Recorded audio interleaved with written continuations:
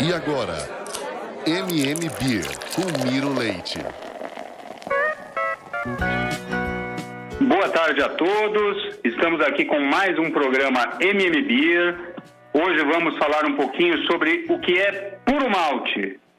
Temos algumas dúvidas aí no ar, alguns ouvintes nos comentaram, então nós vamos comentar um pouquinho sobre puro malte. Gabriel, você vai ficar comigo aqui no programa hoje? Opa, eu já estou com você, inclusive até já queria tirar uma dúvida já que o assunto é esse. Então já vamos direto na veia. Diga. Tem uma marca muito famosa aí de cerveja, né? Que lançou recentemente um novo modelo puro malte. Bacana. Uma cerveja aí muito conhecida, muito famosa, que muita gente gosta, eu gosto inclusive. E eu queria saber o seguinte, agora essa versão é puro malte, mas assim, a versão anterior não ia malte nenhum? Não, na verdade é assim, o puro malte, que foi um termo que se adotou no Brasil, ele fala que a cerveja não recebe os tais dos cereais não maltados, normalmente milho, às vezes arroz, e isso serve para baratear a produção, aumentar, vamos dizer assim, suavizar, é um eufemismo muito usado, suavizar a receita para atender maiores públicos, mas na verdade ela perde sabor, né? Você sente menos o sabor do malte, que é o sabor da cevada, de fato, malteada, né? Uhum. Então, relativa à sua pergunta, a versão não puro malte, que recebe milho na receita, ela também vai malte. Tem até um percentual específico no decreto-lei que cuida disso. Tem uma lei que rege esse assunto. É mais ou menos metade, para ser bem simples, simplificando a explicação, metade tem que ir cevada e outra metade pode ir o que eles chamam de adjunto, tecnicamente, que é o milho ou o arroz. Uhum. Entendi. E uma cerveja que tem mais malte, ela tende ao quê? A ser mais saborosa, mais leve, mais amarga? Normalmente ela vai te dar mais sabor, depende do malte que você vai usar, ela vai inclusive te dar o perfil de sabor. Uhum. O malte, eu vou falar um pouquinho daqui a pouco o que é malte, mas já antecipando aqui um pouquinho, ele tem o que a gente chama de ponto de torra. Ele pode ser um malte levemente tostado, que vai fazer as cervejas mais claras, mais amarelinhas, um malte intermediário, que é muito usado para fazer as cervejas avermelhadas, e um malte tostado igual o ponto do café, que faz as cervejas mais escuras. O que dá a coloração da cerveja corretamente feita, é o ponto de torra do malte. E aí o perfil dele tanto é de cor quanto de sabor. Então uma cerveja com mais malte, ou com puro malte, que só usa malte, no lugar dos adjuntos vai só malte, ela é mais saborosa, via de regra. Entendi. E por causa da cerveja ser puro malte, isso exclui o lúpulo? Ou uma coisa não tem nada a ver com a outra? Não tem nada a ver. O lúpulo é obrigatório na cerveja, né? Houve uma época, num passado lá medieval, em que se usava outras coisas no lugar do lúpulo, para basicamente aromatizar a cerveja, né? E dar uma leve adaptada no perfil de sabor.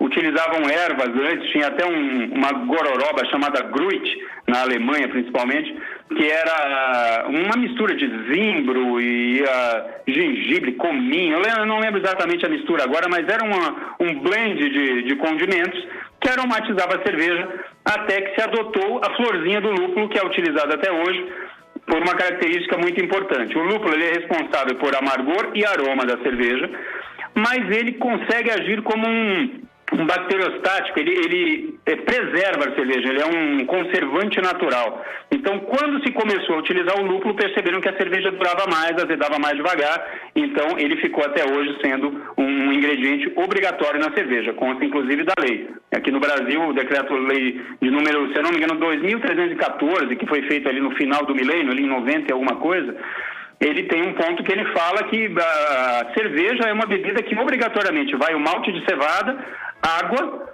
uma levedura, o fermento, e a adição de lúpulo. Então isso consta na lei, inclusive, aqui no Brasil e em muitos outros países.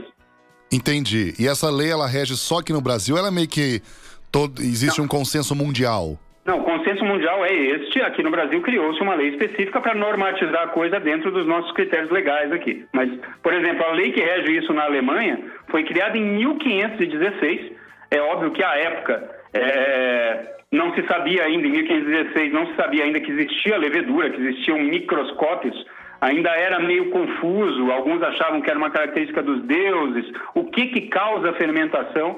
E aí, quando chegou a época que Louis Pasteur entrou com essa inovação aí de descobrir a levedura, né? Ele entrou no processo, começou a usar os microscópios e tudo mais. Aí descobriram que era a fermentação, e aí a lei de pureza da Alemanha de 1516 foi alterada para incluir o ingrediente levedura, o fermento. Então quer dizer que existe uma certa relação entre a penicilina e a cerveja? De certa forma, sim. Na verdade, as vacinas começaram a ser criadas quando se descobriu, por conta da cerveja, que esses microscópios existiam. Foi uma cervejaria que pediu para o Pasteur, uma cervejaria ali do norte da França, que tinha um contágio cervejeiro do sul da Bélgica, levou até ele e disse: professor, lógico, eu estou fazendo aqui uma representação, mas chegou: professor, vê pra gente por que a nossa cerveja está azedando muito rápido. E aí ele foi lá, fez as pesquisas, descobriu com o microscópio que tinha um ser vivo lá dentro, descobriu que podia se matar parcialmente esses seres vivos com um aquecimento controlado. Daí surgiu o processo de pasteurização, né? Foi por conta de uma cerveja, não foi por causa do leite, que hoje a gente tem o leite pasteurizado aí, mas dessa época em diante começaram a fazer pesquisas. Material cirúrgico começou a ser esterilizado por conta dessa descoberta, que aí finalmente descobriram por que mesmo lavando os instrumentos de corte de cirurgias, o paciente seguinte acabava sendo contaminado pelo problema do paciente anterior. E aí, quando descobriram que fervendo matava esses bichos, criou-se a esterilização hospitalar, e aí a cerveja nos trouxe mais saúde ainda, além da alegria que ela sempre traz, né? Então quer dizer que a criação da cerveja influenciou mundialmente positivamente a população? De diversas formas. Por exemplo, na época da peste negra, em alguns feudos se descobriu que as pessoas que se hidratavam com água, ela acabava sendo contaminada pelo lençol freático quando se jogavam os corpos nas fossas, era muita morte junta, e aí contaminado o lençol freático, e as pessoas estavam continuando a ficar doentes. E nos feudos em que se adotou a cerveja como hidratante oficial, não sabiam muito bem o porquê, mas diminuiu fortemente a quantidade de mortes porque não havia esse recontágio. Então já começou daí que o álcool presente na cerveja, ele era de certa forma já um antisséptico, né? E na sequência uma série de coisas que foram necessidades de produtores de cerveja avançaram a humanidade em diversos momentos. Um deles, por exemplo, uma cervejaria, uma pequenininha aí, conhecida como Guinness, ela chegou para vamos dizer assim, o mestre Cuca da época, que era um alemão, Karl von Lind, e pediu para ele: moço, precisamos de um método de refrigeração melhor para a gente conservar melhor nossas cervejas. E aí ele fez as pesquisas dele e criou o primeiro sistema de refrigeração profissional, existiam só rudimentos até então, e por causa desse pedido de uma cervejaria começou uma nova era de refrigeradores que chegou às nossas geladeiras em casa hoje. Esse é mais um exemplo. E tem vários aí na história da cerveja. Então, assim, uma boa parte da vacinação nasceu por causa da cerveja. Porque aí se começou a entender que existia esse contaminante por conta do pedido da cervejaria. Foi um momento de grandes inovações. A vacinação foi uma delas, como consequência daquele pontapé inicial da cervejaria do norte da França, com o pedido de análise da sua cerveja. Muito bem! Olha só, isso é coisa, isso é ser geek, hein? Isso é aprofundar nos conhecimentos. É totalmente geek. E quais outras informações que tem do malte? Então, eu vou falar um pouquinho o que é o malte, na verdade, né? Afinal de contas, o que é? Uma planta? Ele, na verdade, o malte, ele não é um produto natural. Ele é um processo que vai em cima de um produto natural. Tá? Então, o que é o produto em si? É o grão de cevada, o grão de trigo, tem outros grãos que são malteados para cerveja, grão de aveia, grão de centeio. Mas vamos falar do grande uso, o que é mais utilizado no mundo, que é o grão de cevada. O grão cru de cevada, ele basicamente não tem o que a gente chama de açúcar malteável dentro dele. Se você moer o grão cru de cevada e tentar fazer o mosto, que é o nome da mistura cervejeira, quando você faz a tal da braçagem, né, a produção da cerveja, a levedura, que é o fermento é um fungo, é um ser vivo. Ele não tem açúcar na mistura suficiente para poder fermentar, para se alimentar, e quando ele se alimenta, ele gera álcool e gás. É essa a mágica da cerveja. Né? E aí, o que descobriram? Em tempos muito remotos, se fazia isso de forma meio intuitiva, hoje em dia a gente sabe claramente o que acontece. A malteação, que é um processo, você umedece o grão cru, em mais ou menos aí uns 2 a 3 dias, ele germina, e esse processo de germinação do grão ele quebra, faz uma espécie de uma quebra molecular dentro dele, que ele gera os açúcares fermentáveis dentro do grão. Então, com esses 2, 3 dias aí vamos dizer assim, para gerar o que a gente chama de malte verde, que é de leve brotagem, ele brota um pouquinho ali dentro do grão, esse processo cria o malte. Na hora que ele deixou de ser grão cru e virou malte, é o processo inicial de fermentação, de germinação. E aí, como que eu interrompo essa germinação? Eu coloco ele para secar com uma leve torra, se eu quiser. Quando eu evaporo esse grão, eu tinha deixado ele de molho para ele germinar, aí eu evaporo ele e decido o ponto de torra que eu vou dar nesse grão. Se torrar ele levinho, ele vai fazer as cervejas mais claras, aquilo que eu falei no começo do programa. Se eu continuar torrando para ele ir avançando na escala de cores, ele vai chegando num tom mais caramelo, depois ele chega num mais avermelhado, uma cerveja marrom, e depois ela chega até o preto, que faz as cervejas stouts, as cervejas bem escuras. Então, além de interromper essa germinação, para eu ficar com o meu malte estável, não sair uma planta lá de dentro, eu também escolho a coloração que eu vou fazer e as características sensoriais de sabor e aroma que o grão vai ter. Então, o ponto de torra é totalmente ligado a isso. Então, o malte, quando a gente fala malte, a pergunta mais correta a se fazer, nós que somos do meio cervejeiro, é: de que grão você está falando? Que grão foi malteado? É malte de quê? Se não se fala nada, fala só malte, via de regra estamos falando do malte de cevada por convenção. Tá? E aí esse grão malteado, você moe, coloca dentro da sua receita com água, com a levedura, e ela finalmente começa a se alimentar. Na alimentação ela começa a se reproduzir, é uma duplicação, ela vai criando umas brotoejas nela mesma e vai criando novas leveduras. Este processo de reprodução gera álcool e gás. E aí, dependendo da receita, você controla esse processo para ter a graduação alcoólica, a quantidade de carbonatação que você quer na sua cerveja.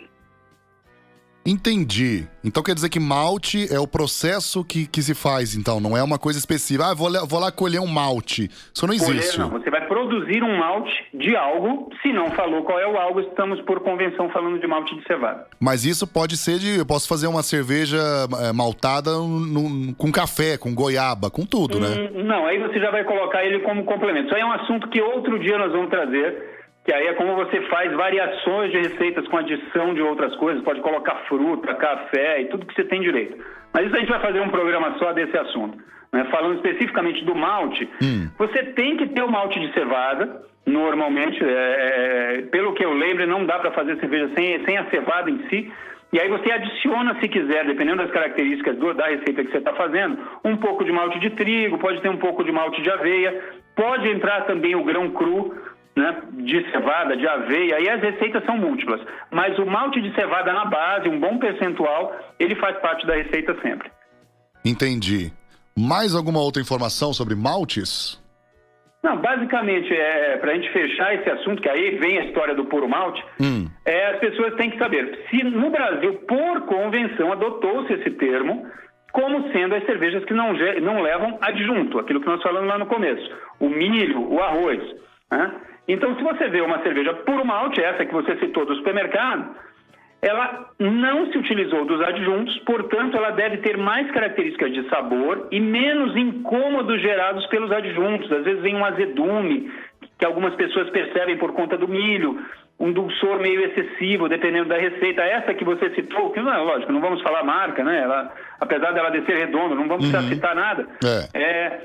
A original dela, ela tem um dulçor que me incomoda. E essa versão puro malte, eu tenho que dizer que esse dulçor desapareceu de certa forma. Ela ficou mais plausível do ponto de vista do cervejeiro. Lógico, é uma cerveja ainda muito de entrada, uma cerveja simples, mas eles conseguiram, pelo menos, respeitar um pouco mais o consumidor, né? Falando do ponto de vista sensorial. Pelo mesmo valor, elas são mais ou menos pela mesma faixa de preço. Eu acho que o consumidor está sendo mais agradado com esse produto. E você gostou dessa versão? Assim, levando-se em consideração que ela é uma mainstream, uma cerveja para grandes quantidades, pensando que em churrascos, quando tinha só a versão anterior, eu dizia que eu estava tomando antibióticos, não podia beber no dia. Agora, quando tem dessa versão, eu tenho que admitir que eu tomo. Mas por que a versão não pode com antibiótico e essa pode? Não, é porque o antibiótico era a minha desculpa para não beber quando só tinha da outra. Tá, entendi. Achei que eu acabei de me entregar, muitos amigos agora vão me ligar, provavelmente, mas segue a vida. Vou te cobrar no churrasco agora, hein? Bacana, mas leve a versão com a setinha preta, por gentileza. Sim. É mais tradicional. É mais plausível eu me senti mais respeitado do ponto de vista como consumidor quando essa cerveja foi criada dessa forma, na mesma faixa de preço. E agora, assim, e questão de saúde, assim, o que é mais benéfico pro corpo? A puro malte ou a normal? Assim, não dá para afirmar que, assim, a versão com adjuntos, com milho nesse caso, ela não faz mal exatamente, né? Aí não é o adjunto que está fazendo mal. Mas há uma série de coisas que eu não sei afirmar se nas mainstream isso se mantém, mas há uma quantidade de flavonoides presente nas cervejas, e os flavonoides são ingredientes bons para o coração, entre outras coisas. E assim, por mera análise direta, ao retirar o adjunto e colocar mais malte, teoricamente você tem um pouco mais de flavonoides na cerveja. Eu não sei o quanto, eu não tenho essa medida nessas cervejas mainstream em particular, se mantém uma grande quantidade de flavonoides ou se o uso eventual de produtos químicos, conservantes e tudo mais se acaba diminuindo ou aumentando. Mas do ponto de vista de saúde, não dá para afirmar que uma puro malte é melhor e que uma não puro malte é pior. Eu acho que depende muito mais da forma como é produzido, dos padrões industriais. Então é uma informação que eu não posso, uma afirmação que eu não posso fazer. Entendi. E tem mais coisas sobre o puro malte? É aquele complemento dos outros tipos de malte.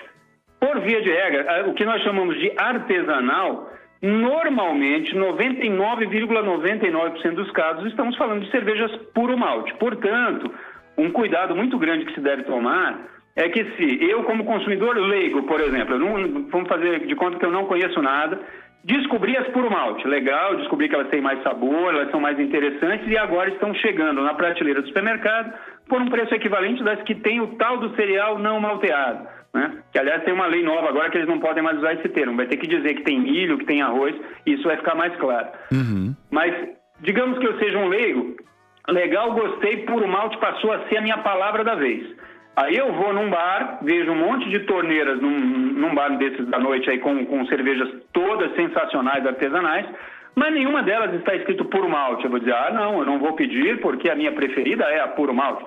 Então, o pessoal não pode ser tão bitolado no termo puro malte. Puro malte é o degrau 1. Deixei de ser enganado com milho, com arroz, agora estou recebendo pelo que eu estou pagando. Bacana, legal. Qual é o próximo passo?